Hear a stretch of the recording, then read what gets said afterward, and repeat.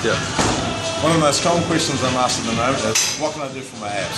Coming into summer, everyone wants to work the abs, okay? Now, obviously nutrition's your main thing, okay? But here's a couple of nice exercises you can do as a superset to really bring those abs relatively stronger. So, first thing I'm going to do is an eccentric bench press. Taking the cable, okay?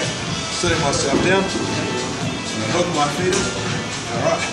From here, crunching up, extend my arms up, down, up, up, down. The important thing to note is I'm going nice and slow on the way down. Okay, really making those abs work. Alright, now I might do 12 of them. Turn up down to the top of the bench. Okay, I'm going to do reverse crunches, but I'm going to get a hip lift in there as well. Okay, so from here, climb up to the top of the bench, these buttons come up, and lower it down.